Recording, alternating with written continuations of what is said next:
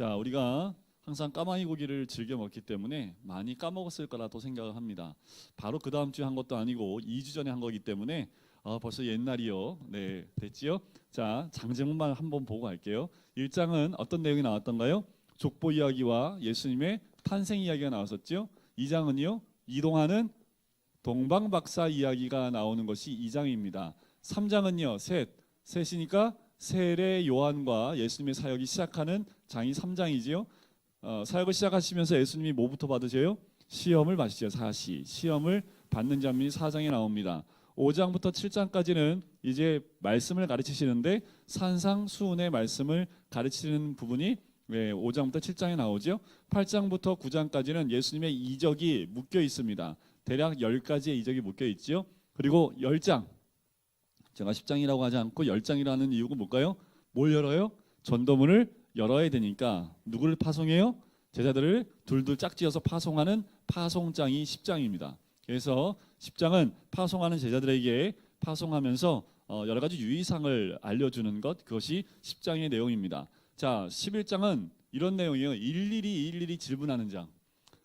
세례 요한이 예수님한테 감옥에 있으면서 하나하나 물어봐요.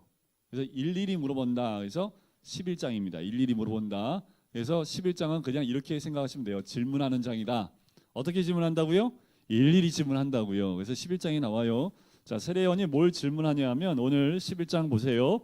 2절에 보니까 요한이 옥에서 그리스도께서 하신 일을 듣고 제자들을 보내서 이렇게 묻습니다. 3절에 오실 그이가 당신이 오니까 우리가 다른 일을 기다리오리까 라고 묻지요. 자, 세례 요한이 예수님 봤을 때 이분이 메시아라는 걸 알았을까요? 몰랐을까요? 이게 질문하면 항상 모슬들 그냥 눈을 툭 눈 안 마주치시려고. 우리 3장 보시면 3장에서 세례 요한이 예수님이 딱 나오니까 뭐라고 그래요? 세례 받으러 딱 나오실 때 일로 와, 내가 세례 줄게 이렇게 얘기해요?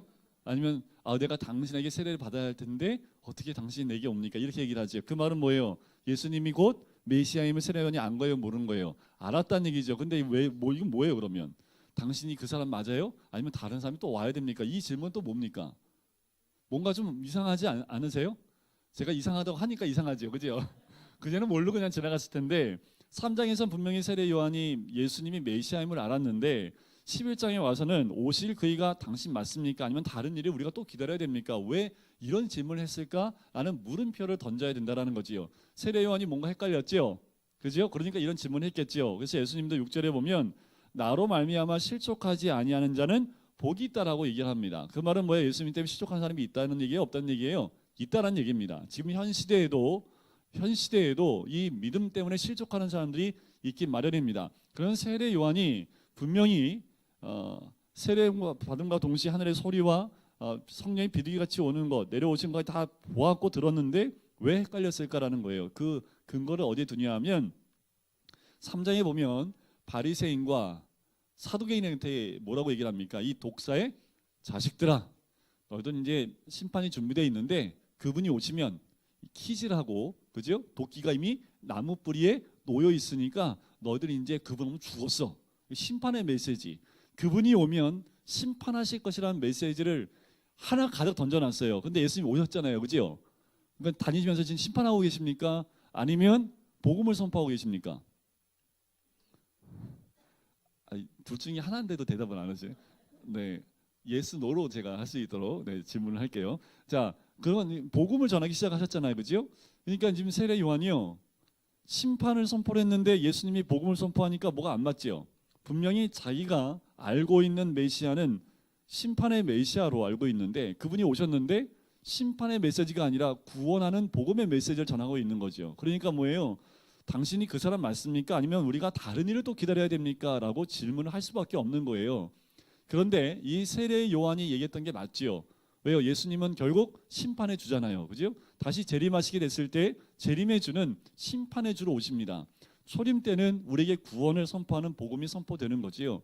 세례 요한이 정확하게 예수님에 대해서 알지 못했기 때문에 이런 질문을 합니다. 여러분, 그래서 우리가 말씀을 가까이 해야 될 이유는 우리가 10년, 20년, 30년을 교회 다녀도 말씀을 제대로 알지 못하면 그거 망했어요? 왜 물어봐 그걸? 그거 받았어요? 받았지. 몇 날 며칠 몇 시에 받았어요? 글쎄, 그거 안 받았네. 그런가? 이렇게 10년, 20년 다녀도 신천지가 처음 접근할 때 이렇게 접근하거든요. 구원파가 또 이렇게 접근을 해요.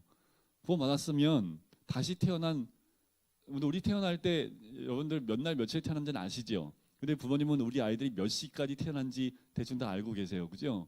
근데 우리는 잘 몰라도, 그러니까 우리가 태어난 시간까지 정확히 알고 있는데 어떻게 당신이 구원받은 그 날과 시와 초를 모르냐, 이렇게 얘기하면 맞는 것 같아요. 그죠?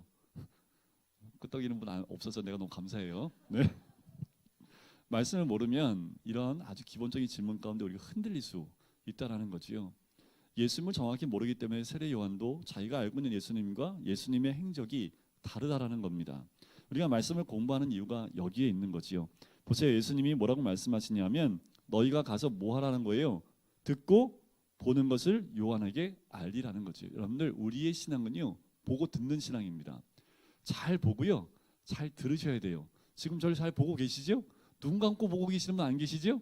눈 잘 뜨고 보고 계셔야 됩니다. 귀를 닫지 말고 귀를 열고 듣는 거예요. 그래야지 잘 전할 수 있습니다. 그래서 예수님이 너희가 가서 듣고 보는 것을 요한에게 알리라. 맹인이 보고. 자, 이 맹인이 본다는 것은요, 구약에도 많은 이적들이 있어요. 죽은 자가 살아났던 이적도 있습니다. 그런데 맹인이 눈을 뜨는 사건은 없어요. 구약에 보면 맹인이 눈을 뜨는 사건은 메시아가 오셨을 때 있었던 일어날 그 이적으로 이야기를 합니다. 그래서 맹인이 보며 못 걷는 사람이 걸으며 나병 환자가 깨끗함을 받으며 못 듣는 자가 들으며 죽은 자가 살아나며 가난한 자에게 복음이 전파된다 하라. 이 말씀을 그대로 전해줍니다. 그러 누구든지 나로 말미암아 실족하지 아니하는 자는 복이 있도다 하고 그 제자를 돌려보고 난 다음에 예수님이 이 세례 요한에 대한 평가가 나오는데요. 그 평가가 11절에 나옵니다. 참 중요합니다. 세례 요한을 이렇게 평가하는 거지요. 내가 진실로 너희에게 말하노니 여자가 낳은 자 중에 세례 요한보다 큰 이가 일어남이 없도다. 그러니까 세례 요한이 어떤 사람이에요? 우리 다 나중에, 그러니까 어머니를 통해서 낳았잖아요. 그죠? 다. 근데 그 중에 최고가 누구라고요? 세례 요한이다. 세례 요한보다 더 큰 이가 없다.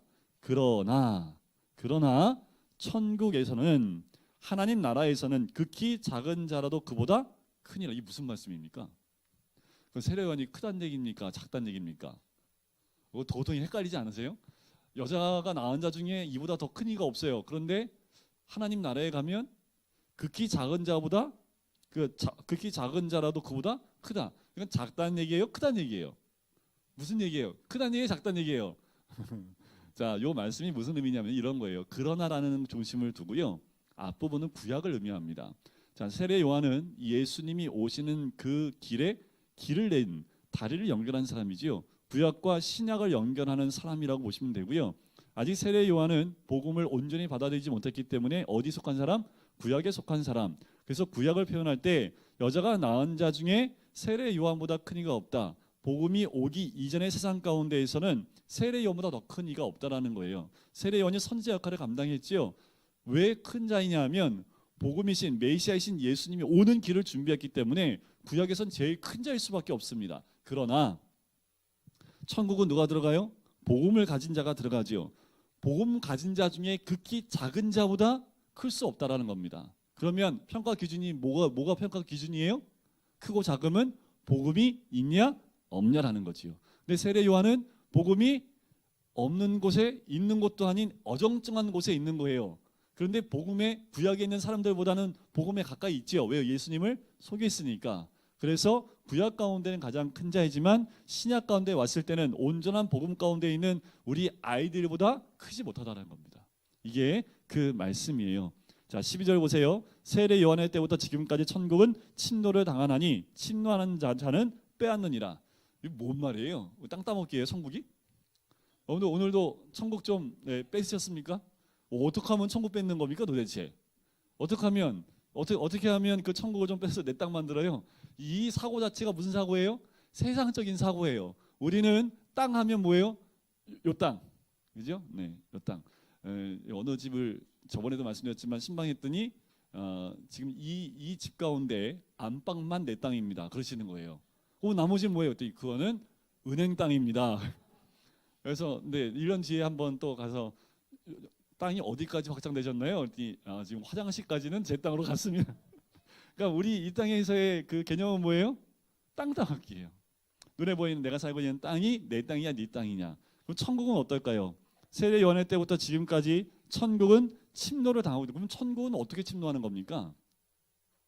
자, 이런 부분에서 우리가 왜 예수님이 이렇게 말씀하셨냐 하면 우리의 사고 자체가 이런 설명을 하지 않으면 천국을 이해할 수 없기 때문에 우리의 마음에 맞게끔 우리가 이해할 수 있게끔 예수님이 천국은 침노를 당하고 있고 침노하는 자는 지금도 빼앗는다라는 그 말씀을 하는 거지요. 어떻게 천국을 침노할 수 있습니까? 어떻게 하나님 나라를 침노할 수 있을까요? 그 기준은 복음밖에 없습니다. 복음이 내 삶에 들어와서 복음의 삶을 사는 자에겐 그 천국은 이미 침략의 대상이 된 거죠. 자, 예를 들면 이런 거예요. 여기가 예수님 믿지 않는 분들이 계세요. 그죠? 여기는 다 예수님 믿으세요. 그러면 여기서 이 땅 따먹어야 될 거 아니에요. 그죠? 그럼 어떻게 해요? 너 네가 가서 좀 해. 네가 가서 좀 해. 이게 아니라 경쟁적으로 이분들을 구원하기 위해서 막 가서 구원을 하는 거지요. 그러면 이 땅이 누구 땅이 되는 거예요? 하나님 땅 되는 거지요. 천국이 되는 겁니다. 천국은 죽어서 저 가는 하늘나라가 아니라 천국은 이곳을 의미하는 거예요. 자, 여기는 예수를 믿는 복음 가운데 있는 분이기 때문에 여기는 천국입니다. 아멘 하셔야죠. 네, 일부러 여기만 이렇게 해드린 건데 아멘 하셔야죠. 아멘이시죠, 그죠? 근데 여기서 아직 복음이 들어가지 않으면 여기는 아직 천국이 된 거예요, 안 된 거예요? 안 된 거지요. 그럼 이곳을 천국을 만들기 위한 방법은 뭐밖에 없어요? 복음이 들어가는 방법밖에 없지요. 저 북한 땅을 천국으로 만들 수 있는 방법은 뭐예요? 복음이 들어가는 방법밖에 없어요. 한국 땅이 천국이 되는 방법은 뭐예요? 옛날 과거에 많은 선교사님들이 죽음을 자기의 목숨을 여기다 묻고 복음을 전하는 걸 통해서 이 땅에 천국이 이루어지도록 하신 겁니다. 천국을 침노하는 건 뭐예요? 복음을 선포하고 복음으로 그 땅을 깃발 꽂는 겁니다. 다시 말씀드리면 여호수아서 보면 그 가나안 땅에 들어가서 어떻게 해요? 깃발 꽂듯이. 그때는 진짜 전쟁이었지만 신약에 넘어와서는 그 진짜 전쟁이 영적 전쟁으로 바뀌는 거죠. 여러분들 가정의 천국이 온전히 이루어지셨습니까? 아니면 아직도 침노를 하고 계십니까? 침노로 다 끝난 가정도 있지만 침노를 하고 있는 가정들도 있고, 그죠? 우리 가정은 천국 이뤘는데 시댁 식구는 아직 지금 가서 깃발 꽂아야 됩니다. 그런 가정일 수도 있는 거지요. 지금도 계속해서 이것은 침노하는 자가 빼앗는 거예요. 천국은. 그것을 우리가 알고 우리는 천국을 침노하는 분들이 되시기를 주님의 이름으로 간절히 축원드립니다. 자, 좀 뒤로 넘어가 볼까요? 집에 넘어가면 20절부터 보면 이런 말이 나옵니다. 권능을 가장 많이 행하신 고을들이 회개하지 아니함으로 책망을 하십니다. 그 세 고을의 이름이 뭐냐면 여기 갈릴리 바닷가에 보면 요 위에 가버나움, 벳세다, 고라신이 있습니다. 좀 작지요? 좀 작으니까 크게 그려드릴게요. 자, 이게 갈릴리 호수, 갈릴리 바닷가라고 해요. 상부 요단강, 하부 요단강이 되어 있습니다. 여기가 가버나움이고요, 여기가 고라신이고요, 여기가 벳세다입니다. 요 세 고을은 특별히 예수님이 많은 사역을 했던 고을, 말씀을 사역도 많이 했던 고을이 이 세 개의 고을입니다. 그런데 이들이 뭐 하지 않아요?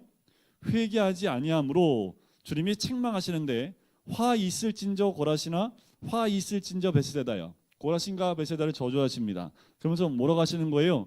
너희 행한 모든 권능을 두로와 시돈에 행하였더라면 그들이 벌써 베옷을 입고 제에 앉아 회개하였으리라. 이쪽 있죠? 여기 요 두 군데, 여기가 여기서 말하는 두로와 시돈 지방입니다. 이방 신들이 가장 많았던 도시가 두로와 시돈인데, 여기 너희들이 행했던 그 이적을 저기다 했으면 이미 그들이 회개했을 것이다.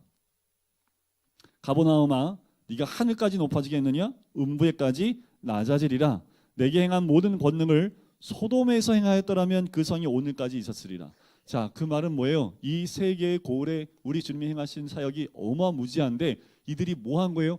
돌이키지 않은 겁니다. 여러분들, 이 메시지는 우리한테 하시는 말씀이에요. 내가 너희에게 행하는 것들을 다른 믿지 않는 사람이 했으면 걔도 벌써 회개하고 돌아왔을 텐데 넌 아직도 돌아오지 않고 뭐 하고 있느냐? 아직도 내가 너에게 무엇을 더해줘야지 회개하고 돌아올 수 있느냐라고 말씀하시는 거죠. 그래서 화 있을진저 정규야, 화 있을진저 누구야, 이 말과 똑같은 겁니다. 여기에 내 이름을 들어간다고 생각해 보세요. 어떻습니까? 두렵고 떨리죠. 우리의 신앙의 생활은 이루셔야 됩니다. 화 있을진저, 내가 화 있을진저의 그 자리에 들어갈 수 있지 않을까? 왜요? 주님이 나에게 많은 것을 주셨고 많은 말씀을 주셨고 늘 예배 자리에 있는데 아직도 내가 회개하고 돌이키지 못하는 것들이 있다면 주님이 이 말씀을 우리에게 하시는 것과 같다라는 겁니다. 그러면서 우리 주님이 초청하세요. 28절 보실까요? 수고하고 무거운 짐진 자들아 다 내게로 오라. 이렇게 외우시면 돼요. 수고하고 무거운 짐진 자들아 그 무거운 짐을 일일이 두 팔 가운데 내려놔라. 그래서 11장 28절에 나온 겁니다. 반응이 확실히 빠른. 너 웃기다고 하는 거야? 네, 이러면 잘 외워져요. 저런 반응이 나오도요. 저도 처음에 배울 때 꼭 저렇게 외워야 돼? 안 외우시고 그냥 외우셔도 됩니다. 근데 너무 재밌잖아요. 1, 2, 2팔 내려놓으면 되니까.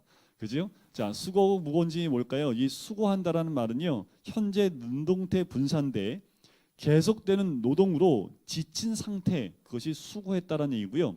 무거운 짐진 자들이라는 말은 완료 수동태 분사로 지극히 무게에 의해서 지쳐있는 완전히 번아웃된 상태에 있는 사람들을 의미합니다. 이때 이 사람들은 왜 수고하고 무거웠을까요? 그때에 그 율법과 지켜야 될 것들이 너무도 많아서 거기에 짓눌려 있었거든요. 그 수고하고 무거운 짐지자들아 다 내게로 오라. 내가 어떻게 하신다고요? 너희를 쉬게 해주겠다라는 거지요. 안식을 주겠다라고 이야기하시는 거지요. 여러분들 안식하고 계신가요?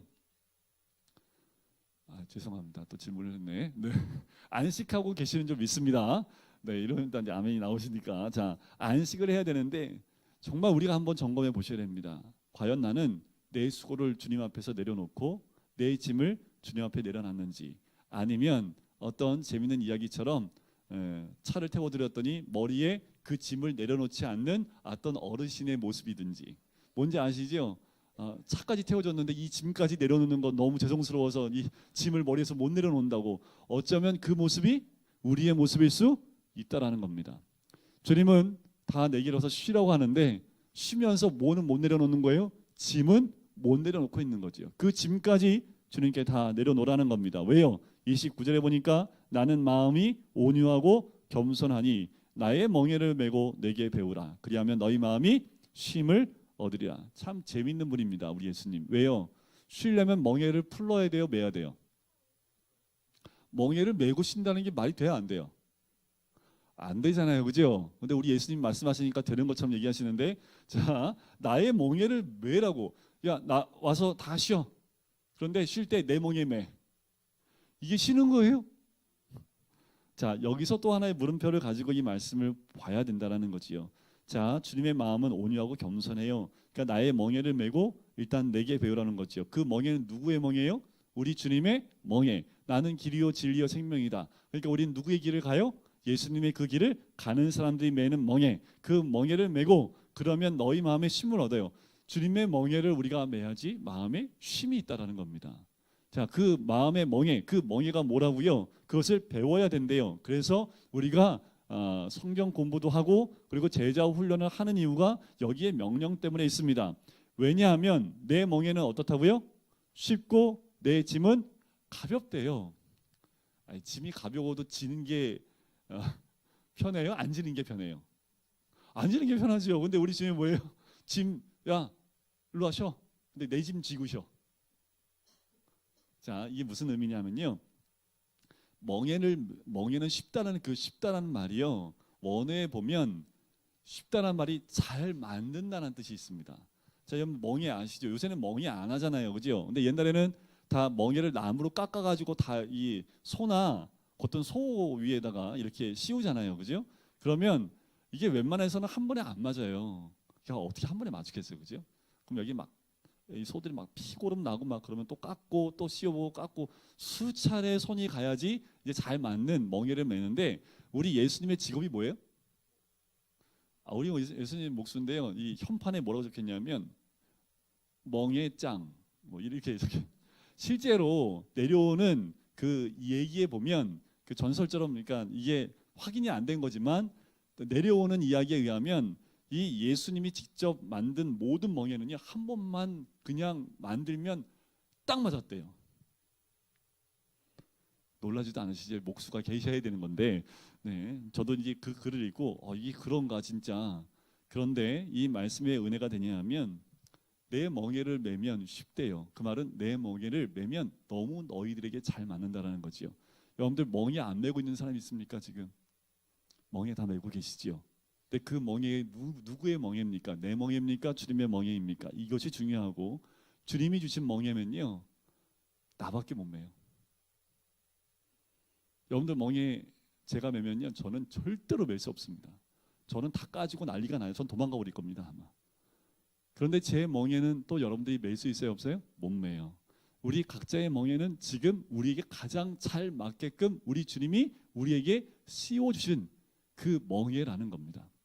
그 멍에는 어떤 누구도 안 됩니다. 왜요? 우리 각자 각 사람에게 다 준 멍에이기 때문에 그 멍에를 매는 순간 몸에 딱 맞는 거지요. 그 멍에를 메고 다니면 무거울지 모르겠지만 그게 무겁게 느껴지지 않아요. 왜요? 몸에 딱 맞기 때문에. 그래서 여러분들이 맞는 지금 이 어깨에 메고 있는 그 멍에가 어렵다 할지라도 여러분 아니면 어느 누구도 메울 수 없는 그 멍에를 우리 주님이 잘 준비해서 주셨다라는 거지요. 그 지면 그래서 가볍다라고 초청을 하시는 겁니다. 자, 12장으로 넘어가면 12장은요 말 그대로 시비 거는 장이에요. 왜 시비를 걸까요? 안식일 날 예수님이 하지 말아야 될 걸 한다고 시비 거는 장이에요. 시비 거는 장. 안식일 사건입니다. 자, 안식일 날 있었던 두 가지 사건이 나오는 건데 시비 거는 장인데요. 자, 가는데 제자들이 우리 예수님이 돈이 하나도 없네. 그래서 그 어떤 선교단체에 보면 거지 전도하는 데가 있어요. 그죠? 돈 아무것도 안 가지고 그냥 어디 가다가 딱 떨궈 버립니다. 그리고 알아서 전도하고 오는 거예요. 근데 그걸 이제 예수님이 하셨던 그 전도법을 그대로 하는데 예수님이 돈이 없잖아요. 그죠? 그러니까 제자들이 배고프니까 어떻게 한 거예요? 1절에 12장 1절에 보니까 안식일에 밀밭 사이로 가실새 제자들이 시장하에 이삭을 잘라 먹어요. 이 큰 죄진 겁니다. 이게 돌에 맞아 죽을 죄거든요. 이게. 자, 무슨 죄인지 알려드릴게요. 안식일에 금한 죄가 있는데 지금 이들이 쭉 가면서요 시장에서 밀밭에서 밀을 쑥 따다가 밀을 쑥 따갖고 비비잖아요. 그죠? 뭐 완벽하게 안 돼요. 막 비비잖아요. 그죠? 그리고 툴툴 털어서 입에다가 넣어서 씹어서 먹었잖아요. 그죠? 네 가지 죄진 거예요. 이게. 첫 번째가 뭘까요? 이게 쓱 하면 뭐 한 거예요? 열매를 딴 거죠. 수확죄입니다. 수확죄. 그리고 이걸 막 비비면 이건 무슨 죄예요? 막 비비면 뭐 한 거예요? 키질죄. 이게 타작죄. 그리고 호 불면 이게 키질죄. 그리고 먹은 건요 음식 준비한 죄. 네 가지 죄에 걸려요. 자, 안식일 날 29가지의 죄가 있습니다. 그 죄에 걸리면 안식일 날 다 죽어요. 그래서요 안식일 날 여인네들이요 여기다가 바늘 모르고 꽂고 다니잖아요. 큰일 납니다. 돌에 맞아 죽어도 뭐라고 하면 못해요. 자, 안식일 날 가지고 갈 수 있는 무게가 어느 정도 무게냐면요. 여러분들 무화과 나무에 꽃 있죠? 무화과 나무 그 열매 위에 나는 그 꽃을 말려요. 말린 그 두 송이 무게만큼은 가능합니다. 이게 정해져 있어요. 그러니까 얼마만큼 무게가 가능하냐, 운반할 수 있느냐, 안식일 날 걸을 수 있는 키로수가 정해져 있습니다. 2km 이상은 걸으면 안식일 범한 거예요. 별의별 걸 다 정해놨죠, 그죠? 자, 그러니까 바로 이 제자들은 그 죄를 졌는데 바리새인들이 묻는 거지요. 그러면서 예수께서 대답을 합니다. 자, 안식일을 하지 못할 죄를 졌는데 했더니 3절에 다윗이 자기와 함께한 자들에게 시장할 때 한 일을 너희가 알지 못하느냐 하면서 그 안에서 제사장들만 먹게 되는 진선병을 먹지 않았느냐 하시면서 하신 말씀이 6절 중요합니다. 내가 너에게 이르노니 성전보다 더 큰 이가 여기 있느니라. 성전보다 더 큰 이가 여기 있느니라. 나는 자비를 원하고 제사를 원하지 아니하노라. 8절 인자는 안식일의 주인이라. 이것이 우리 예수님이 선포한 메시지입니다. 안식일의 주인 누구예요? 우리 주님입니다. 자, 마가복음을 한번 잠깐 넘어갈게요. 우리가 마가복음을 계속 보고 있지만 마가복음 2장에 보면 요 마태복음에 없는 말씀 한 구절이 더 들어가 있습니다. 그것만 잠깐 보고 넘어가도록 할게요. 2장에 넘어가시면 2장 27절 보세요. 똑같은 안식일날 밀리삭을 자르는 사건인데 자, 여기에만 나오는 마가복음에 나오는 건데 2장 27절에 보면 안식일이 사람을 위하여 있는 것이요 사람이 안식일을 위하여 있는 것이 아니다라는 거죠. 안식일이 사람을 위하여 있는 것이지 사람이 안식일을 위하여 있는 것이 아니다라는 거지요. 안식일에 먼저 제정됐을 때는 그런 의미가 아니었는데 안식일을 너무 철저히 지키다 보니까 지금 어떻게 한 거예요? 사람이 안식일을 위해서 존재하는 것처럼 바뀌어 버렸다라는 거지요. 그래서 지금도요 안식일 지키는 유대인들 가면요 밤에 해 떨어지기 전에 불을 다 켜놔요. 온 집에. 그리고 불을 내리지 못해요. 내리면 노동이니까. 그리고 우리 어머니들은요 이만한 드럼통에요 음식을 준비해 놓고요 가장 약한 불로요 계속 불을 떼요. 왜요? 불을 끄면 안 돼. 불을 켜도 안 돼. 그래서 24시간 불을 떼놓습니다. 먹긴 해요. 씻진 않습니다. 그래서 어떤 사람은요 뒷동산에 들어가서 이렇게 땅을 파요. 그 3일치, 3끼 음식을 가지고 그 구덩이 속으로 들어갑니다. 그래서 거기서 안 나와요. 죄질까봐. 그런 사람들이 아직도 있다라는 거지요. 그만큼 안식일 철저히 지켰습니다. 자, 10절을 보실까요? 다시 우리 본문으로 넘어와서 마태복음 12장 10절에 보면 한쪽 손 마른 사람이 있습니다.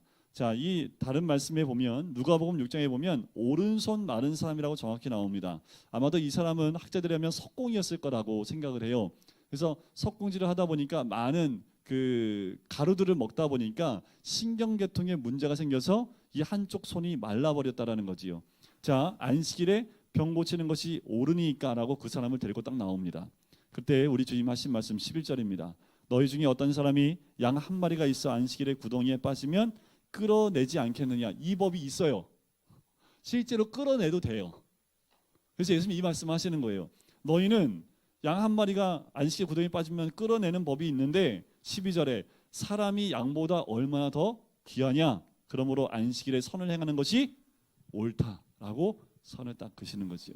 이 말 듣고 바로 가서 뭐부터 하신지 아세요? 14절 보세요. 죽이려고 하는 음모가 시작이 됩니다. 왜 그럴까요? 자신들이 이제까지 평생을 지켰고 대를 이어서 지켜왔던 안식일의 개념이 무너져 버린 겁니다. 그러니까 어떻게 해요? 우리와 함께 노선을 할 수 없는 사람들은 다 어떻게 해요? 정치인들이 그전에 나와 정치 오늘까지 했는데 앞으로 나와 선을 같이 할 수 없으면 어떻게 해요? 그게 인간이잖아요. 그죠? 지금 분명히 메시아인데 우리가 알고 있었던 메시아가 아니야. 그러니까 어떻게 해요? 그냥 제거해버리려고 하는 음모가 시작이 되는 거지요. 그런데 12장 20절에 보세요. 사한 각대를 꺾지 아니하며 꺼져가는 심지를 끄지 아니하시기를 심판하여 이길 때까지 하리니. 이사야 42장 말씀을 인용하여 예수님에 대한 말씀을 하는 겁니다. 또한 이방인들이 그의 이름을 바라리라 함을 이루려 하심이라 라는 거지요. 자, 그 다음에 22절에 보면 귀신 들려 눈먼 사람들, 눈 멀고 말 못한 사람은 치유하니까 바리새인들이 무슨 논쟁을 하냐면요, 바알세불 논쟁입니다. 바알세불이 뜻이 뭐냐 하면 파리의 대왕이란 뜻입니다. 파리의 대왕. 파리 때가요 거기는 좀 무시무시한가 봐요. 우리도 파리 좀 싫죠. 소독약을 이렇게 뿌리면 금방 죽어요. 네. 파리 때 정말 싫잖아요. 근데 이 동네는 그 파리 때가 좀 큰가 봐요. 그래서 파리 때가 몰려들면 정말 싫은데 그 파리의 대왕이라는 뜻입니다. 바알세불이. 그러니까 뭐냐 하면 그 귀신들의 왕이라는 뜻을 얘기하는 거지요. 그래서 이 귀신 쫓아내는 게 네가 귀신의 왕이니까 그거 가능한 거 아니냐. 그랬더니 예수님이 야 나라가 세워지는데 스스로 분쟁하면 나라가 설 수 있느냐. 말도 안 된다라고 말씀을 하시면서 뭐라고 말씀하시냐면 27절 보세요. 내가 바알세불을 힘입어 귀신을 쫓아내면 너희의 아들들은 누구를 힘입어 쫓아내느냐. 그러므로 그들이 너희의 재판관이 되리라. 28절 중요합니다. 그러나 내가 하나님의 성령을 힘입어 귀신을 쫓아내는 것이면 하나님 나라가 이미 너희 가운데 어떻게 했다고요? 임하였다라는 거지요. 이미 하나님 나라가 우리들 가운데 임한 줄 믿습니다. 성령이 우리 삶 가운데 이미 들어오신 줄 믿습니다. 성령님이 우리 가슴마다 내주하고 계시는 줄 믿습니다. 우리의 가슴을 메고 있었던 모든 어둠의 영들은 이미 성령에 의해서 다 쫓겨남을 당한 줄 믿습니다. 그러면 우리 가슴은 다 하나님 나라가 됐다 안 됐다? 됐다라고 얘기하는 거지요. 하나님 나라인 내가 있는 이곳은 곧 무슨 나라가 돼요? 하나님 나라가 되는 겁니다. 하나님 나라는 이 땅이 하나님 나라이기 때문에 내가 들어가는 게 아니라 하나님 나라인 내가 이 땅에 들어감으로 이 땅이 하나님 나라가 되는 거예요. 무슨 말씀인지 아세요? 제가 목사이기 때문에 목사님이 가시는 데는 하나님 나라니까 나도 그 나라 가야 돼. 이게 아닙니다. 하나님 나라는 여기서 이루어지는 겁니다. 여기서 하나님 나라가 이루어진 그 사람이 있는 곳이 하나님 나라예요. 그러니까 어디부터가 먼저 하나님 나라가 돼야 돼요? 여기부터. 그래서 우리 주님이 오셔서 율법을 바꾸신 게 뭐예요? 속사람, 내 마음부터 바꿔라 라고 말씀하는 겁니다. 아무리 겉으로 지킨다 하더라도 네 속이 그렇지 않으면 너는 죄인이다 라고 말씀하는 겁니다. 우리 기독교는 여기예요. 여기가 먼저 하나님 나라가 이루어져야 우리 가정이 하나님 나라가 이루어지는 거지요. 그런데 이게요, 밴댕이 소갈딱지처럼요, 항상 이 마음이 그렇게 안 되는 경우가 많아요. 잘 돼요? 안 돼요. 목사인 저는 잘 될까요? 안 될까요? 안 돼요. 사람 다 똑같아요. 그러니까 우리는 늘 뭐 갖고 싸워요? 여기 갖고 싸우는 거예요. 여기를 주님의 나라로 아니면 사단의 나라로, 여기를 어느 나라에다가 내가 뺏길 거냐. 영적 전쟁이 여기서 일어나는 겁니다. 영적 전쟁은 얘의 영을 가지고 내가 싸우는 게 아니에요. 영적 전쟁은 어디서 싸우는 거예요? 내 가슴이 영적 전쟁이에요. 여기서 내가 이기면, 여기가 하나님 나라가 되면 내가 가는 곳곳마다 다 뭐가 돼요? 하나님 나라. 아시겠죠? 싸움은 어디서 한다고요? 여기서 하는 거예요. 싸움은 옆에 싸움 하지 마세요. 자, 하나님 나라가 이미 임했다라고 하죠. 여러분들이 가장 중요한 31절입니다. 여러분들 많이 헷갈리는 말씀이에요. 성령을 모독하는 것은 사심을 얻지 못하게 한다. 이거 제가 여러분들을 벌벌 떠게 할 수 있는 방법 중에 하나는 뭐냐면요, 말 안 듣시잖아요, 제 말. 그러면 목사님 말 안 들으면요, 성령 회방죄 너 용서 못 받아. 그러면 성도님들 어떻게 될까요? 벌벌 떨기 시작을 합니다. 그러니까 그 말은 뭐예요? 너 목사 말 잘 들어. 이 말로 들리잖아요. 전혀 아니라는 거 아시면서도 그 말 들으면 괜히 찜찜하시지요. 그 말이 아닙니다. 성령 회방하는 죄, 성령을 모독하는 죄는 사심을 얻지 못해요. 그러면 성령 모독하는 게 도대체 뭐예요? 뭐가 성령 모독하는 겁니까? 자, 여러분들 이게 참 쉽지 않은데 학자들도 이게 무슨 의미인지 파악하기가 너무 어려워요. 자, 성령 회방죄는 용서받을 수 없는가? 우리 주님이 우리 모든 죄를 다 용서하고 십자가 못 박히셨는데 받지 못할 죄가 어디 있습니까? 그죠? 근데 우리 예수님이 용서받지 못할 죄가 이거래잖아요. 그럼 우리가 이 죄 걸리면 어떻게 해? 이 죄 걸리면 어떻게 해요? 그러니까 오늘부터 이 죄 안 짓기 위해서 여러분들 성령 회방죄 안 되는데 혹시 남편하고 대화하다가 내가 성령을 모독하는 죄 짓는가? 이러면 우리 어떻게 삽니까? 그죠? 자, 사람이 이 성령을 모독하는 지경이 되면요, 하나님 믿을 수가 없습니다. 여러분들 예수 믿으세요? 안 믿으세요? 손 들어보세요. 예수 믿으시는 분. 여러분들은 성령 회방죄를 지을 수가 없는 거예요. 왜요? 예수 믿으니까. 성령을 모독하는 죄 정도 가면 이 사람의 지경 자체가요, 어느 정도냐면 회개가 불가능한 상태까지 간 겁니다. 다시 말씀을 드리면 성령을 거역하는 죄는 모든 죄의 감각이 상실되어져 있는 상태다라고 이야기합니다. 성령을 모독하는 죄를 짓는 사람은요, 죄에 대한 감각이 없어요. 그러니까 죄를 져도 죄인지 몰라요. 좀 전에 어떤 청년하고 얘기하면서 자기가 그걸 느꼈다고, 죄에 대한 부분들, 하나님을 떠나는 부분 때문에 자기가 너무 힘들었다고. 그래서 이 감각이 사라질까봐 더 겁난다는 얘기를 하더라고요. 그래서 그 말이 맞다라고 얘기했습니다. 내가 지금 하나님 편에 있다라는 것이 느껴지는 사람, 그런데 내가 하나님을 떠날 것 같은 느낌이 들어서 너무 두려워요. 그 말을 하는데 떠날 수가 없죠. 그러면서 또 고백하는 건 내가 그 감각이 있는 것이 너무나 감사합니다. 근데 좀 두렵고 떨리고 두렵고 지금 걱정도 돼요. 막 이런 얘기를 하더라고요. 그 말이 맞아요. 우리는 늘 어떻게 해요? 내 죄에 대해서 민감하셔야 됩니다. 무슨 말씀인지 아시겠지요? 자, 우리는 항상 하나님께 마음을 둠을 통해서 감각이 무뎌지거나 흐려지지 않도록, 영적 귀머거리가 되지 않도록 정신 차리고 있어요. 마지막 때가 가까이 올수록 사단은 우리의 귀를 막고 우리의 감각을 무디게 한다라는 겁니다. 자, 마지막 때가 가까이 올 때에 우리 주님은 이렇게 말씀을 하십니다. 자, 뒤로 넘어가 보시면 악한 세대가 표적을 구한다고 얘기하지요. 39절을 보세요. 악하고 음란한 세대가 표적을 구하나 선지자 요나의 표적밖에는 보일 표적이 없느니라. 뭔가 좀 보여달라고 하는 사람들 있죠. 절대로 봐도 안 믿습니다. 속지 마세요. 뭘 봐야지 믿는다라는 사람은요, 봐도 안 믿어요. 믿는 건 보여서 믿는 것이 아니라 믿어지기 때문에 보여지게 되는 거지요. 그래서 예수님이 요나의 표적밖에는 보일 것이 없다는 거죠. 요나의 표적은 뭡니까? 뱃속에 들어갔다 3일 만에 나오는 것. 이것은 곧 예수님의 십자가 사역을 의미하는 거지요. 그래서 41절 끝에 보면 요나보다 더 큰 이가 여기 있으며 42절 끝에 솔로몬보다 더 큰 이가 여기 있다라고 예수님이 말씀하시는 거지요. 자, 50절 보세요. 누가 내 형제요 자매요 어머니입니까? 누구든지 하늘에 계신 내 아버지의 뜻대로 하는 자가 내 형제요 자매요 어머니이니라 라는 거지요. 자, 옆에 어머니 좀 보세요. 어머니 좀 보시고 형제도 한번 보시고 자매도 한번 보시고 우리가 왜 형제 자매요 왜 형제님 자매님이 하는지 근거 여기 나오는 거지요. 하늘에 계신 내 아버지의 뜻대로 하는 사람들은 다 한 형제 한 자매 어머니다 라는 겁니다. 그래서 우리 믿음 안에 들어오면 혈통이 바뀌어요. 그죠? 혈통이 바뀌는데 우리 족보상에 쭉 올라가면 누가 계세요? 예수님이 계시는 거지요. 한 혈통 가운데 우리는 한 거지요. 이 유대인들이 가장 중요시하는 게 혈통인데 우리 한국 사람이 가장 중요하게 생각하는 게 뭐예요? 너 몇 대 손이야? 네? 이런 거 물어보잖아요. 이제 지금은 이제 그런 건 잘 안 물어보는데 우리도 이 혈통을 중요하게 생각하는데 이스라엘 민족은 특별히 아브라함의 혈통을 굉장히 중요하게 생각을 합니다. 우리는 뭐가 중요해요? 예수의 혈통이 중요하지요. 자, 우리는 그렇게 한 형제와 자매와 어머니가 됐습니다. 그 모든 사람들을 데리고 우리 주님이 어디로 가냐면 13장은 열쇠가 있네. 그죠? 이 열쇠는 뭐 할 때 필요해요? 천국 갈 때 필요하잖아요. 그죠? 천국 비유가 나오는 곳 그것이 13장입니다. 열쇠가 필요하죠. 열쇠. 자, 7가지 비유가 나와요. 7가지.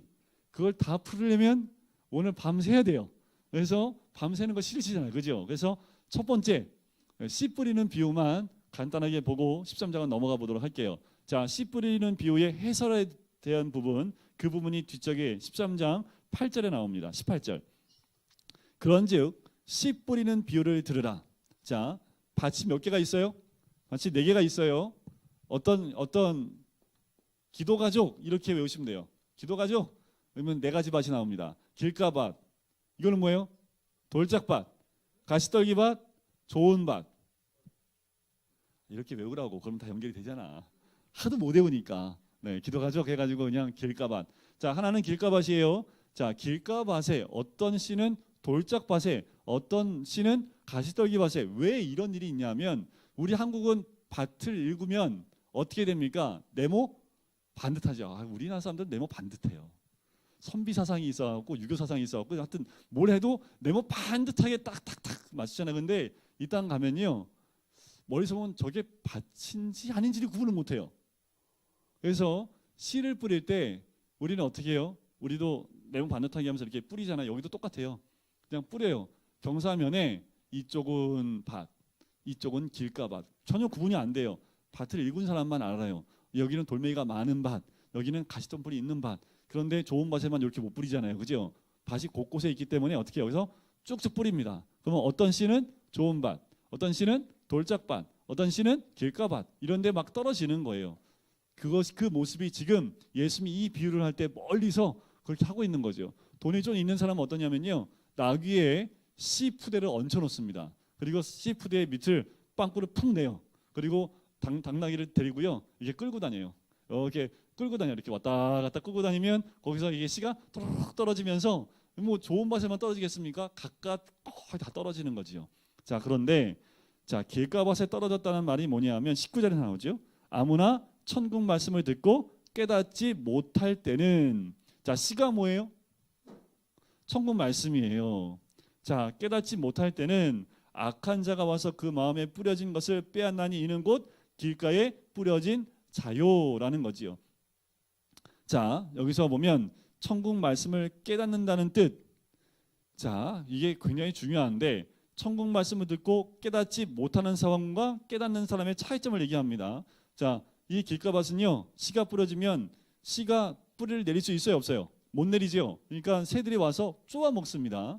또 하나가 나와요. 20절에 돌밭에 뿌려졌다는 것은 말씀을 듣고 즉시 기쁨으로 받되라는 거지요. 그런데 그 속에 뿌리가 없어 잠시 견디다가 말씀을 하면 환난이나 박해가 일어날 때 곧 넘어지는 자요. 뭐냐 하면 여러분들 씨앗이 떨어졌는데 밑에 돌멩이가 있어요. 근데 돌멩이 위에 이 정도 흙이 있는 거예요. 그래서 햇빛이 내리쬐면 밑에 돌멩이가 있으니까 어떻게 해요? 그 부분은 더 어떻게 할까요? 온도가 조금 높겠지요. 그죠? 물만 좀 주면 바로 잘 발화하겠지요. 근데 발화를 하는데 뿌리가 내려갈 수 있어요, 없어요? 내려갈 수 없어요. 그러니까 뿌리가 깊이 못 내려가니까 바람 불면 넘어져요, 안 넘어져요?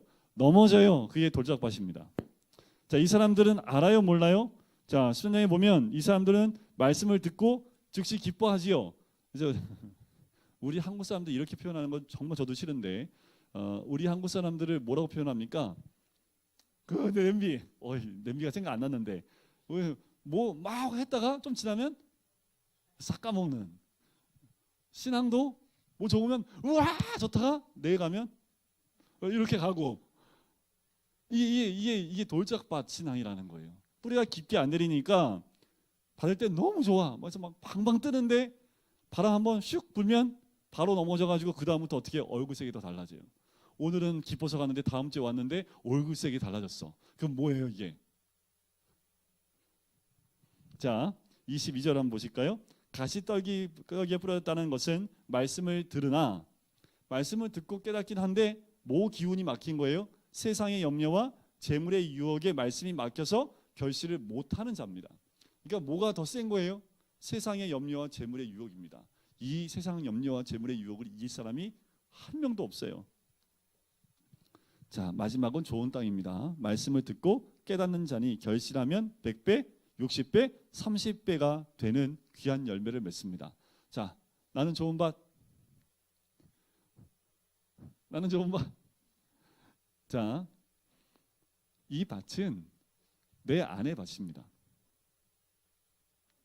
이 목사님들이 설교하실 때 이 교회를 네 밭으로 나눠가지고 설교하시면요, 다들 무슨 밭 되고 싶어요? 다 좋은 밭 되고 싶지요. 그러면 성도들 가운데 뭐가 일어날까요? 좋은 밭 되기 경쟁이 일어나기 시작을 합니다. 그건 그렇게 경쟁한다고 좋은 밭 될 수 있어요, 없어요? 그건 안 돼요. 그건 되지 않아요. 여러분들 길가 밭은요, 길가를 걷어내야 됩니다. 제가 군대에 있을 때요, 곡괭이질을 제가 서울에서 태어났거든요. 삽질도 한 번 안 해본 사람이 전방 가가지고요 삽질부터 배웠습니다. 삽질 배울 때 두들겨 맞으면서 배웠어요. 삽질은 그렇게 하는 거 아니야. 그래서 일단 한 대 맞고 하자. 그래서 한 대 맞고 삽질 배우고 삽을 어떻게 잡는지. 이게 겨울에 되면 눈 오면 쓰레기 자잖아요. 우리는 가을만 되면요 뭐라고 해야 돼 그게 쌀이나무 쓰레기 나무 쌀이나무를 베다가 그걸 모아서 이 비를 만들어요. 제가 만든 것만 해도 수천 그루를 만들었습니다. 지금 다 까먹었는데 어떻게 만드지 그 방법도 배우느냐고 옆에서 머리 박고 있다가 하나 보고 해봐 안 되면 또 머리 박고 이걸 해가지고 만들었는데 하여튼 이 빗질하는 것도 자세가 있어요. 그러니까 삽질 곡괭이질 제가 어디 해봤겠어요 이 몸에. 근데 군대에서 곡괭이질 했다니까요. 곡괭이를 하는데요, 이 길 사람들이 다녔던 길 있잖아요, 그냥 흙이에요, 흙. 근데 이게 아스팔트보다 더 단단해요. 이걸 깨는데요, 하여튼 10번을 두들겼는데 저는 10번 해도 안 되더라고요. 정말 힘센 사람은 한 3번 만에 되던데 저는 10번 해도 안 돼요.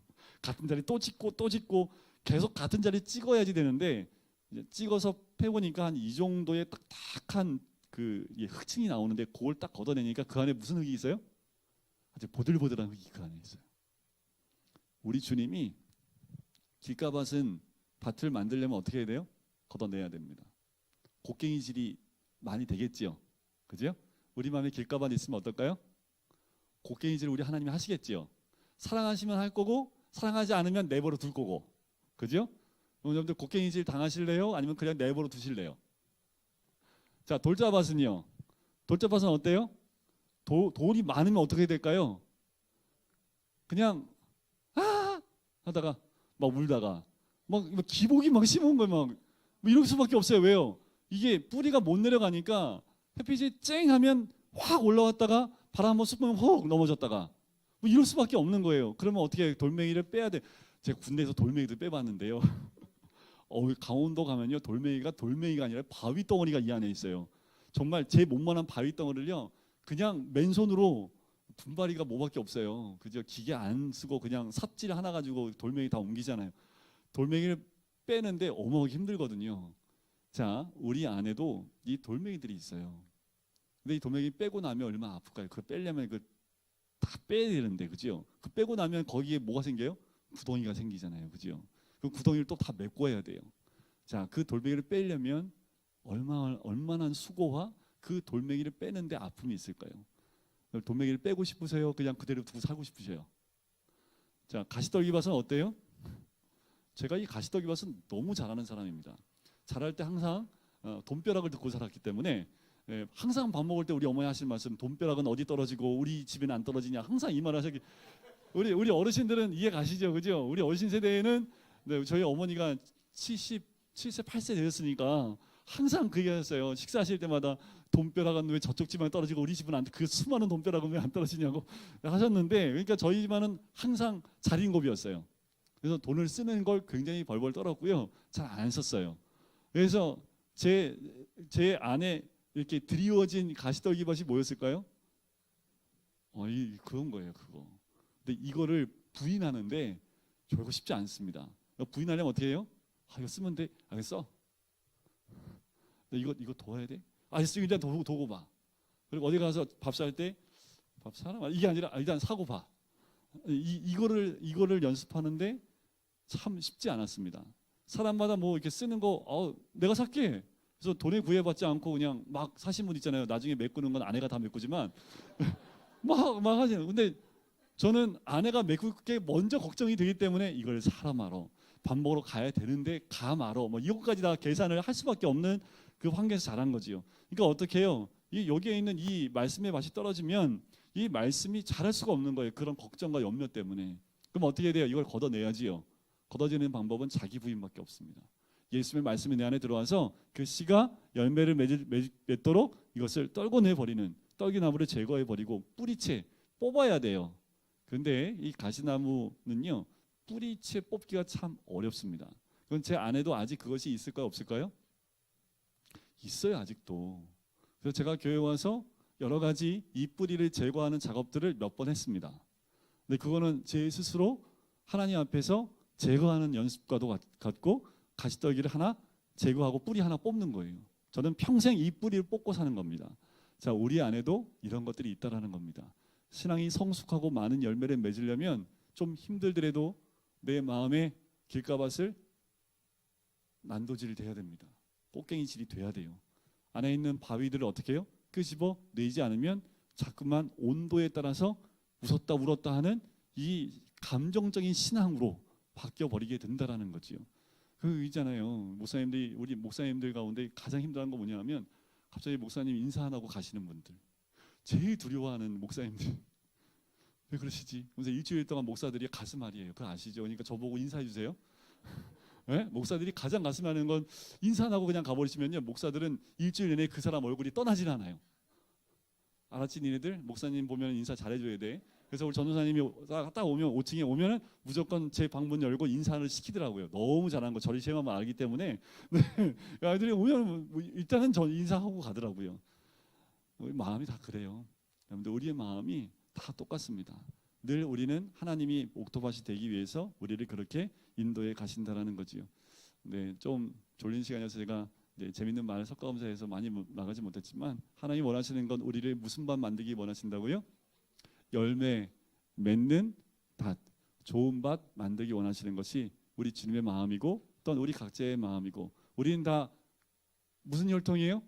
예수 혈통으로 묶여져 있는 가족이라는 거죠, 그죠? 무슨 혈통이라고요? 예수 혈통, 예수 혈통. 그래서 형제 자매 됐고 어머니가 된 우리 모두라는 것 꼭 기억하시고, 오늘도 주님 안에서 말씀 가운데 한 주를, 예수님을 더 깊이 만나시는 이 한 주가 되시기를 주의 이름으로 간절히 축원드립니다.